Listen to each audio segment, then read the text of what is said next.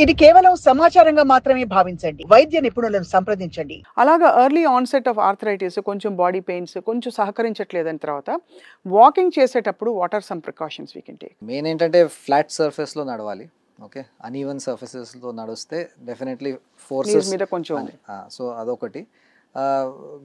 Good footwear అది most important. So చాలామంది ఇంకా చెప్పలతో శాండిల్స్తో నడుస్తారు, అట్లా కాదు, ప్రాపర్ సాక్స్ అండ్ షూస్ వేసుకొని నడవాలి. That's one thing.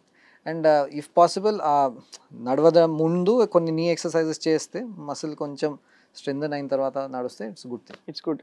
అంటే ఇవన్నీ చాలా చిన్నవి అండి, ఇంపార్టెన్స్ ఆఫ్ స్ట్రెచ్చింగ్ జిమ్లో కూడా. బట్ పట్టించుకోరు చాలామంది, ఏమవుతుంది నాకేం కాదులే అనుకుంటారు. అండ్ లంజెస్ చేసేటప్పుడు కూడా నీ టోస్కి ముందు రాకూడదని అంటారు. It puts a lot of pressure. And ఇవన్నీ పట్టించుకోకుండా చేయడం వల్ల అనవసరంగా ఉన్న డీజనరేటివ్ డిసీజ్కి యాడ్ ఆన్ చేసుకుంటున్నాం. 100%. ఇప్పుడు యాక్చువల్లీ జిమ్ కూడా ఒక ఆర్ట్ అనమాట. అంటే every activity in the gym, కొంతమంది జస్ట్ వీడియోస్ చూసి చేసేస్తారు, but the number of patients that come to us, అంటే రాంగ్ పాస్చర్తో ఒక వెయిట్ లిఫ్ట్ చేస్తే ఆ స్ట్రెయిన్ రాంగ్ పొజిషన్లో వెళ్ళిపోతుంది. అండ్ ఎస్పెషలీ బ్యాక్ వెయిట్స్లో దిస్ ఈజ్ వెరీ డెలికేట్. బ్యాక్లో ఇప్పుడు మనం మాట్లాడింది sciatica. One of the most common causes of sciatica is జిమ్కి వెళ్ళి నేను ఇలా లిఫ్ట్ చేశాను, అప్పుడే సడన్ క్యాచ్ వచ్చింది, అక్కడి నుంచి స్టార్ట్ అయింది. చాలామంది ఇట్లా ఈ కంప్లైంట్ వస్తారు, ఎందుకంటే ప్రాపర్ పొజిషన్ ఎవరు నేర్పించలేదు, సెల్ఫ్ టాట్ జిమ్మింగ్ స్టార్ట్ అవుతుంది. సో దాంట్లో ఇది ఒక adverse effect. Doctor Kushal, obviously human body అన్నాక కొంత degeneration it will perish ultimately. ఆ సత్యం తెలుస్తూనే మన బోన్స్ని, మన జాయింట్స్ని కొంచెం కొద్దో గొప్ప బాగా ఉంచుకోవాలంటే మీ సూచనలు, సలహాలు ఏంటి సాక్షి ప్రేక్షకులకి? Definitely activity. I think number 1 ఇప్పుడు స్టార్టింగ్ మన ఫస్ట్ క్వశ్చనే అదే. So walking, so to keep your bones. చిన్నప్పుడు అయితే ఏం మనం అవసరం లేదు, బికాస్ న్యాచురలీ స్కూల్ కాలేజ్లో అందరు యాక్టివ్ ఉంటారు. బట్ వర్క్ ఒకసారి ప్రొఫెషనల్ లైఫ్ మొదలైన తర్వాత మనం స్పెషల్గా ఒక మైండ్లో ఒక ట్యూనింగ్ చేసేయాలి దట్ సరే లైఫ్లో ఇది work is important, family is important, job everything is, but without health we are zero.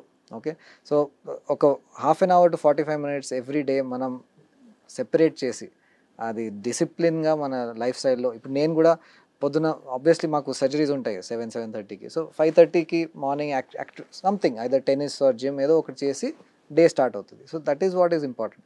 So first thing is activity. So compulsory walking, jogging or any sport that you like or gym whatever it is, అది ఉండాలి.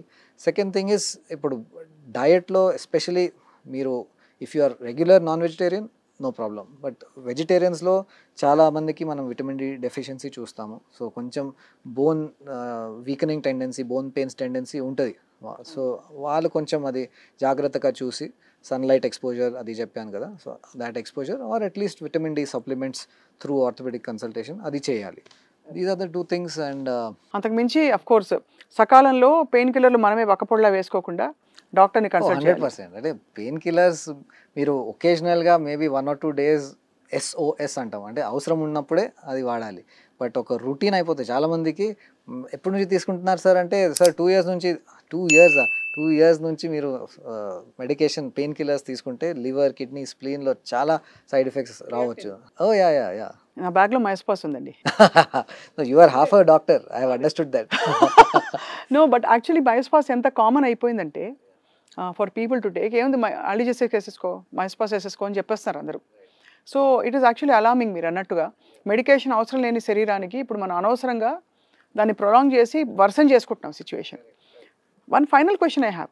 Arthroscopic surgery option ఉన్నప్పుడు, అంటే చిన్న key hole తోటే మనకి knee replacement కూడా జరిగిపోతుంది అంటున్నప్పుడు, కాదు కీ హోల్తో నీ రీప్లేస్మెంట్ అవ్వదు.